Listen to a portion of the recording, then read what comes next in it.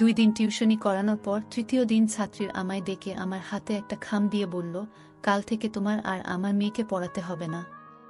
তুমি 2 দিন আমার মেয়েকে পড়িয়েছ, আমি তোমাকে 1 মাসেরই টাকা দিলাম। আমি অবাক হয়ে ছাত্রীর মাকে বললাম, আন্টি কিছু মনে না করলে জানতে পারি আমার অপরাধটা কি? আন্টি অন্যদিকে মুখ ঘুরিয়ে বলল, না, তোমার কোনো অপরাধ নেই, এমনিতেই তোমার আসতে হবে না। আমি তখন ছাত্রীর মাকে বললাম, আন্টি আমি আপনার মেয়েকে 1 মাস পড়াই, তারপর যদি আপনার মনে হয় আমি আপনার মেয়েকে ঠিক মতো পড়াতে পারছি না, তখন না হয় আমাকে বাদ দিয়ে দিবেন, আমার আপত্তি থাকবে না। এইবার ছাত্রীর মা আমার দিকে তাকিয়ে বলল, আসলে আমার মেয়ে তোমার কাছে পড়তে চাচ্ছে না, শুধু ভালো পড়ালেই হয় না, একটু দেখতে শুনতে ভালো হতে হয়। তোমায় দেখলে নাকি আমার মেয়ে ভয় পেয়ে যায়। আমি আন্টির হাতে খাম দিয়ে বললাম, টিউশনি করাতে হলে যে ফর্সা ভালো চেহারার অধিকারী হতে হয় তা আগে জানতাম না। যদি জানতাম তাহলে বিশ্বাস করেন আমি আপনার মেয়েকে পড়াতে আসতাম না।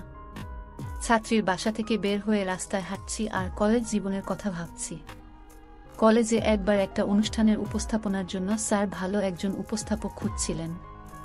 আমি সবার সামনে হাত তুলে বলেছিলাম, স্যার আমি ভালো উপস্থাপনা করতে পারি। স্কুলে পড়ার সময় বিভিন্ন অনুষ্ঠানে আমি উপস্থাপনা করতাম। স্যার আমার ভালো করে দেখে হাসতে হাসতে বলেছিল, তোর মতো কাওয়া কাক যে উপস্থাপনা করে তাহলে অনুষ্ঠানে যে কয়জন মানুষ আসবে সেই মানুষগুলো পালাবে। স্যারের এই এক কথাতে রাতারাতি আমার নাম আবুল বাশার পিয়াস থেকে কাওয়া বাশার পিয়াস হয়ে গিয়েছিল। তখন আর কেউ আমায় আবুল বাশার পিয়াস নামে চিনত না, সবাই চিনত কাওয়া পিয়াস নামে। কয়েকদিন আগে ময়মনসিংহ থেকে ঢাকা যাচ্ছিলা আমার পাশের সিটে বসেছিল সুন্দরী একটা মেয়ে। আমি যখন আমার সিটে বসতে যাব তখনই মেয়েটা নাক মুখ ওড়না দিয়ে চেপে ধরল। বাস কিছু দূর যাবার পরেই মেয়েটা বাসের কন্ট্রাক্টরকে ডেকে বলল, আমায় এই সিটটা পাল্টে দেন তো, আমি অন্য কোথাও বসব। বাসের কন্ট্রাক্টর আমার দিকে অগ্নিদৃষ্টি নিয়ে তাকালো, তারপর মেয়েটাকে বলল, আপা এই লোকটা কি আপনার সাথে অসভ্যতামি করেছে?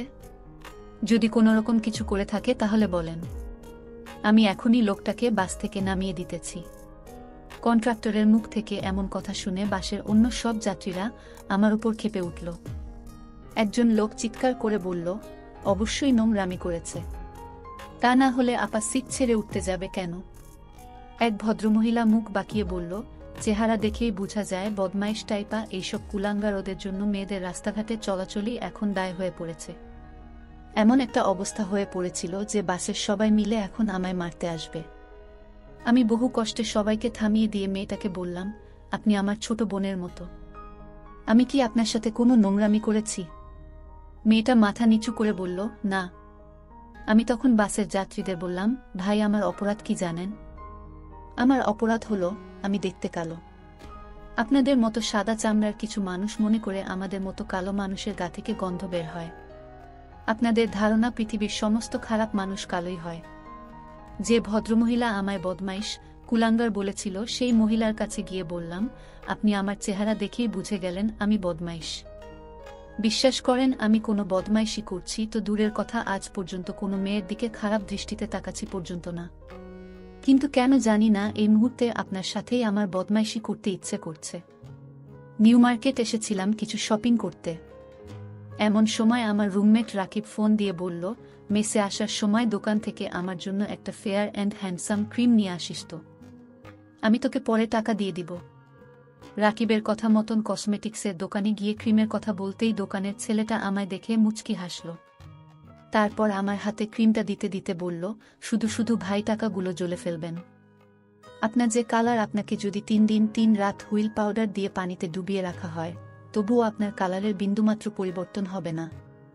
দোকানের ছেলেটার কথা শুনে মনে হচ্ছিল ওর গালে একটা সজোরে থাপ্পড় মারি, কিন্তু ওরই বা কি দোষ? দোষ তো আমার বাবা মারও, কারণ উনারা আমাকে জন্ম দিয়েছে। দোকান থেকে বের হয়েই মাকে ফোন দিলাম। মা ফোনটা রিসিভ করতেই আমি মাকে বললাম, মা শুনেছি বাবা মা কোনো পাপ করলে তার দায়ভার কিছুটা সন্তানের উপর এসে পড়ে। তোমরা কি কোনো পাপ করেছিলে যার ফল স্বরূপ তোমাদের ঘরে আমার মতো একটা কালো ছেলে জন্ম নিল? মা আমার কথা শুনে কাঁদতে কাঁদতে বলল, তুই আবার তোর গায়ের রং কালো দেখে মন খারাপ করছিস? তুই কালো দেখে কি হয়েছে? তুই আমার কাছে সোনার টুকরো ছেলে। মা কেঁদে দিয়েছিল দেখে আমি মাকে হাসানোর জন্য বললাম, দেখলে মা, তুমিও আমায় তেমন ভালোবাসো না। যদি ভালোবাসতে তাহলে সোনার টুকরো না বলে হীরের টুকরো বলতে। আমার কথা শুনে মা হাসতে হাসতে বলল, তুই আমার কোহিনূর হীরার টুকরো ছেলে। সবাই আমাকে কালো বলে দূরে সরিয়ে রাখলেও মা বাবার দোয়া সবসময় আমার সাথেই ছিল। আর সেজন্যই হয়তো আমি খুব ভালো একটা চাকরি পেয়েছি। চাকরি পাওয়ার পর থেকেই আমার উপর বাবা মা অত্যাচার করা শুরু করলো বিয়ের জন্য। আমিও বিয়ে করব বলে রাজি হয়েছি, তবে একটা শর্ত দিয়েছি। বিয়ে করলে আমি কালো কোনো মেয়েকেই করব। আজ মেয়ে দেখতে যাব। মাকে ডেকে বললাম, মেয়ে কালো তো? মা বলল, আমি মেয়েকে এবং আগেও দেখেছি। মেয়ের গায়ের রং কালোই, কিন্তু আজ আমরা দেখতে যাব বলে মেকআপ করে হয়তো সুন্দরী হয়ে যাবে। তবে চিন্তা করিস না, মুখ ধোয়ার পর মেয়ে আবার কালো হয়ে যাবে। আমরা ড্রয়িং রুমে বসে আছি মেয়ে দেখার জন্য। কিছুক্ষণ পর মেয়ে আসলো। মেয়েকে দেখে কয়েক মিনিটের জন্য আমি হতভম্ব হয়ে গেলাম। একটা মেয়ে কি করে এত সুন্দর হতে পারে? ভালো করে মুখের দিকে তাকিয়ে দেখি মুখে কোনো মেকআপ নেই, শুধু চোখে হালকা একটু কাজল আছে। মেয়ে দেখা শেষ হলে আমি মাকে আড়ালে ডেকে নিয়ে বললাম, মা, তুমি না বলেছিলে মেয়ে কালো? এই মেয়ে তো দেখছি বেজায় সুন্দরী। শুধু সুন্দর না, ভয়ঙ্কর রকম সুন্দরী। তোমায় আগেই বলেছিলাম আমি নিজে যেমন ঠিক তেমন মেয়ে বিয়ে করব। আমার কথা শুনে মা বলল, আরে মেয়ে সুন্দর না, মেকআপ করেছে তো তাই সুন্দর লাগছে। আমি মায়ের হাতটা ধরে বললাম, কেন শুধু শুধু মিথ্যা বলছো মা? মেয়ে কোনো মেকআপ করেনি। এত সুন্দর একটা মেয়ে, হয়তো ও চাইবে ওর হাজবেন্ড যেন খুব সুদর্শন হয়। আমার সাথে বিয়ে হলে দেখা যাবে মেয়েটার লাইফটাই নষ্ট হয়ে গেছে।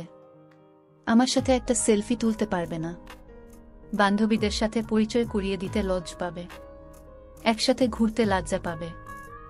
আমার কথা শুনে মা কাঁদতে কাঁদতে বলল, তুই কালো হয়েছিস দেখে কি একটা সুন্দরী মেয়ে বিয়ে করতে পারবি না? আমি মাকে জড়িয়ে ধরে বললাম, না, পারি না মা। একটা সুন্দরী মেয়ে কখনোই একটা কালো ছেলেকে বিয়ে করতে চায় না। যদি কখনো বিয়ে করতে রাজি হয় তাহলে ভেবে নিবে হয় মেয়ে বাবা মায়ের চাপে বিয়ে করতে রাজি হয়েছে, নয়তো কালো ছেলেটার খুব ভালো ক্যারিয়ার আছে সেজন্য রাজি হয়েছে। দুপুরে অফিসে বসে কাজ করছি, এমন সময় একটা অচেনা নাম্বার থেকে কল আসলো। আমি ফোনটা রিসিভ করতেই অপর প্রান্ত থেকে একটা মেয়ে বলল, আমি শ্রাবণী। কাল আপনারা যে মেয়েটাকে দেখতে গিয়েছিলেন আমি সেই মেয়ে। আমি অবাক হয়ে জিজ্ঞেস করলাম, আপনি আমায় হঠাৎ ফোন দিলেন যে? মেয়েটি তখন বলল, আমি আপনার অফিসের নিচে, দয়া করে একটু আসবেন। আপনার সাথে আমার জরুরি কিছু কথা আছে। একটা রেস্টুরেন্টে আমি আর মেয়েটি বসে আছি। রেস্টুরেন্টের অনেকেই আমাদের হা করে দেখছে। আমি চেয়েছিলাম রেস্টুরেন্ট বাদে অন্য কোথাও বসতে, কিন্তু মেয়েটি আমায় জোর করে এইখানে নিয়ে আসলো। কফির মগে মেয়েটি চুমুক দিতে দিতে আমায় বলল, সত্যি বলতে আপনাকে আমার প্রথম দেখাতে ভালো লাগেনি, কিন্তু আড়লে যখন আপনি আপনার মায়ের সাথে কথা বলছিলেন আমি আপনার সব কথা শুনে নিয়েছিলাম। তারপর থেকেই আপনাকে প্রচণ্ড ভালোবেসে ফেলেছি। 1 মিনিটের কথা শুনে যে কাউকে ভালোবেসে ফেলা যায় সেটা যদি আমার সাথে না ঘটত তাহলে আমি হয়তো কখনোই বিশ্বাস করতাম না। আমি মাথা নিচু করে বললাম, তার মানে আপনি আমায় করুণা করছেন? মেয়েটি কফির মগটা রেখে আমার হাত ধরে বলল, আমায় একটাবার সুযোগ দাও। আমি তোমায় এতটাই ভালোবাসবো যে মেয়েদের সম্পর্কে তোমার ধারণাটাই পাল্টে দিব। ডাক্তারের চেম্বারের সামনে বসে আছি। এমন সময় দেখি ডাক্তারের চেম্বার থেকে আমার ছাত্রী পিহু আর ওর মা বের হচ্ছে। আমি আন্টিকে সালাম দিয়ে বললাম, আন্টি আমায় চিনতে পেরেছেন? আমি আপনার মেয়েকে 2 দিন পড়িয়েছিলাম, কিন্তু 3 দিনের দিন আমায় বের করে দিয়েছিলেন। আন্টি তখন বলল, হ্যাঁ, চিনতে পেরেছি। এমন সময় রুম থেকে শ্রাবণী এসে বলল, সরি, আজ রোগীর খুব চাপ ছিল তাই দেরি হয়ে গেল। অনেকক্ষণ ধরে অপেক্ষা করছো, তাই না? আমি তখন আন্টিকে বললাম, আন্টি, আমার স্ত্রী শ্রাবণী। আর শ্রাবণীকে বললাম, ও হলো পিহু, একসময় আমার ছাত্রী ছিল। শ্রাবণী মুচকি হেসে বলল, হ্যাঁ আমি জানি ওর নাম পিহু, আমিও ওর ট্রিটমেন্টে করছি। আন্টি আর পিহু আমাদের দিকে হা করে তাকিয়ে রইল। আমি হেঁটে যেতে যেতে শ্রাবণীকে বললাম, পিহুর কি হয়েছে? শ্রাবণী বলল, এক টিচারের সাথে ওর শারীরিক সম্পর্ক ছিল, পরে প্রেগন্যান্ট হয়ে যায়। কোনো ক্লিনিকে যেন অ্যাবর্শন করিয়েছে। এখন বিয়ের পর আর বাচ্চা হচ্ছে না। হঠাৎ শ্রাবণী দাঁড়িয়ে বলল, ওই এই টিচারটা তো কোনোভাবে তুমি না তো? আমি রেগে গিয়ে বললাম, আমি কেন হতে যাব? আমি কালো বলেই তো আমাকে 3 দিনের দিন বের করেই দিয়েছিল। আমার কথা শুনে শ্রাবণী হাসতে হাসতে বলল, নীল শার্টে তোমায় খুব সুন্দর লাগছে। আমি মাথা নিচু করে বললাম, কাওয়ার মতো লাগছে। আমার কথা শুনে শ্রাবণী আমার হাত ছেড়ে দিয়ে বলল, যে ছেলে নিজে নিজেকে সম্মান করে না, তাকে মানুষই কিভাবে সম্মান করবে? শ্রাবণী রাগ করে একা একা হাঁটছে, আর আমি ওর পিছু পিছু যাচ্ছি আর ভাবছি, কালো কলঙ্কের দাগ হলেও মাঝে মধ্যে কালোকে বাদে সাদাকে অসম্পূর্ণ লাগে।